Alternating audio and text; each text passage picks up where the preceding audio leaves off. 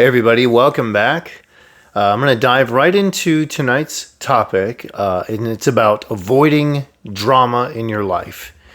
Now, I know many of you will probably already have the approach, just based on some of the comments that I've seen that, well, Steve, I already avoid drama. I do everything I can to steer clear of that stuff, but I've noticed that especially for young men these days, and even men that are some of us that probably should be old enough to know better, we have a tendency to complicate our lives without really even being able to admit it to ourselves. And sometimes it can be hard to allow that sort of thing to kind of work its way in and not just complicate your life, but take you off your path and purpose. And I wanted to talk a little bit tonight about focusing on your path and purpose. And with drama, it can come in the form of many different things. Like you could begin to date somebody, and then, once you started to kind of get acclimated to them a little bit and, a little bit closer to them, let's say you met them on an online dating site, which seems to be the place where most people are meeting people these days. And, you start to realize that they're still tangled up with their ex, or they're still, they've got a bunch of, what do they call it, baby mama drama going on.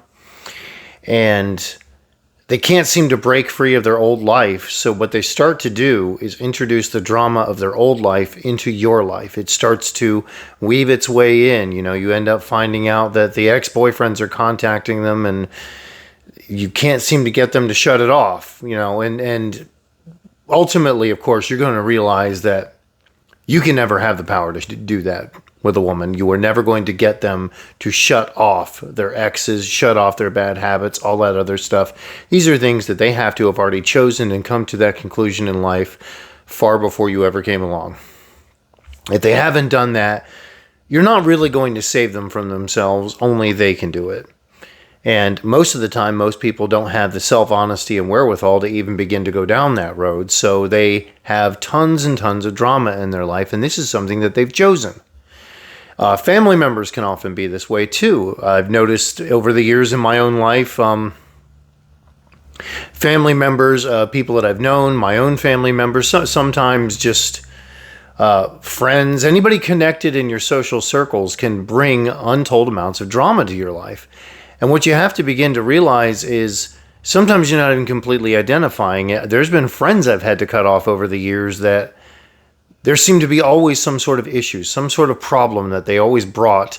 Nothing was ever really okay. They were never really stable, and there was always a level of just sort of psychotic, nutsoid craziness going on with them that it got injected into my life every single time they connected to me. And they were never people that were actually bringing out the positive and helping hold me accountable to the positive in my life, the things that I should be moving forward towards, my path and my purpose, and the things that should be driving me. They were pretty much undermining it. And family members can very well do that too. My family, in many ways, hasn't done that too much, but I have to say I've observed this with other people's families, or they've told me about it, really, I should say, that they get undermined by all the drama going on and all the struggle going on. And usually that sort of thing is happening because people have not really addressed who they are and who they're supposed to be. They have unrealized dreams, goals, things like that. They tend to procrastinate. They tend to take their own faults and issues and project them onto other people. If you've ever noticed that a lot of the drama that comes in relationships in particular is when somebody accuses you of cheating or being dishonest or doing something like that. And not only are you not doing anything like that, you've shown no signs that you're doing anything like that. They're very often accusing you of the very thing that they are guilty of. And it's very, very indicative of who they are as a person. When they throw an accusation at you, it's an admission of guilt very often. So not only is it identifying, and it's important to identify it, because if you can't identify it, how do you cut it out of your life? How do you get rid of it? You have to identify what it is that's the problem. And for many of us over the years, including myself, you have a hard time articulating what the issue is.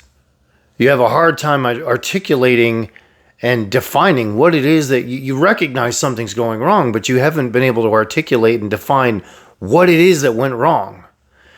And once you start to learn to identify and just articulate, okay, what is going wrong here, then you can really define what needs to be done about it. How to affect change to get it out of there. How to get onto your path and purpose. How to remove all that stuff that's in your way. And there's a quote that I've heard many, many times over. It's very, very, very profound, and I wanted to share it with you all. What you don't change, you choose. So anything that you're not changing in your life, you are choosing to have remain. So when it comes to drama or things that are in your way, bad habits, if you don't change them, you are consistently choosing those things rather than altering the way you're going to do your life. As for me personally, I've had to really struggle with that with several things, but I think we all do. It's a growth process where, like I was saying, the first thing you do is you identify what the issue is.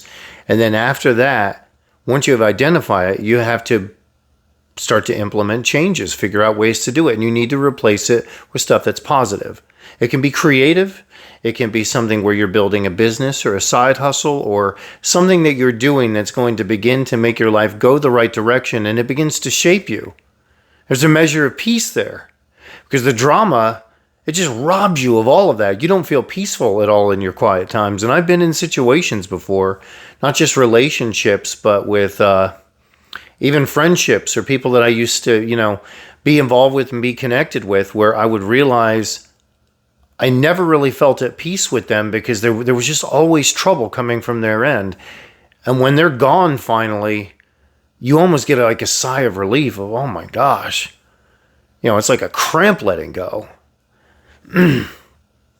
Unfortunately, there's been a few times where I dated individuals like that. And thankfully, over the years, as time went on, I began to identify it quicker and quicker and realize these are people that cannot stay in my life. I took a look at what was going on and I realized these are people that cannot stay in my life. I can't have them here. And if I do keep them around, they're going to keep upending everything. I'll never be on my path and purpose. I'll be so wrapped up in the drama and the struggle and them trying to mess with boundaries in my life, which unfortunately is what happens with the drama, is it's always something that's trying to get in the way of a healthy boundary that would stop it. So you need to make sure you've got those boundaries in place. I did another video about that. It's so important. Your boundaries absolutely protect your head and your heart. And something else that you should think about, imagine if you have a cup of coffee and somebody puts sugar in it, you're going to be fine. If somebody puts strychnine in it, you're not going to be fine. You're going to be in a world of hurt or probably dead. Well, imagine if it's your enemy that puts sugar in your coffee. Well, you're going to be fine. Imagine if your best friend, even by accident, puts strychnine in your coffee. You're still going to die. It doesn't matter where the poison comes from. You can't accept it. Whether or not it's somebody you think is a friend, even if it's an enemy that ends up, somebody that's trying to be at odds with you that ends up showing you a right way, you have to accept that it doesn't matter where the poison comes from. You need to be cutting that stuff off. The poison is not acceptable. You need to not live in that. Now, I'm not talking about constructive criticism and change coming from people that mean well, but you're going to know the difference between the two. They're going to come to you in a way where sometimes maybe you don't recognize it right away, but constructive criticism is usually very limited. And in my experience, it usually comes when I go and ask somebody that I'm looking at where they're going in life. I'm looking at what they're doing, and I want to follow a similar path to them. So I've asked for advice from them, and they give me constructive criticism. Most of the rest of the time, most of the criticism I've ever gotten in my life comes from people who are either threatened or don't understand what I'm doing, or they feel strange that I'm attempting to move forward and change my life, and it makes them feel strange about their life. So they try to offer me sometimes, many times it might be well-meaning advice, but it's not something that's going to be sound or honest, because these are people that are coming from positions where, well, let's face it, somebody who's ahead of you and is accomplishing and crushing things in life, they don't have the time to turn around and attack you. They're too busy being successful with their path and purpose to really care about going back and attacking somebody else. They just don't have the time to do it. They're too busy succeeding and crushing it to have it matter whether or not they need to take anybody else down, because they just don't have the time to do that. They don't have the time to be negative. So generally speaking, most of the time, anybody that's coming at you doing it, they're attacking you and they're being negative because they're really speaking from a position that's really behind you or beneath you, rather than somebody who, if they're giving positive reinforcement and they're giving you, good criticism that's, constructive, usually that's going to come from a source where it's somebody that you specifically asked, look, I need some constructive criticism from you. Here's what I'm trying to do in life. Here's what I want to do.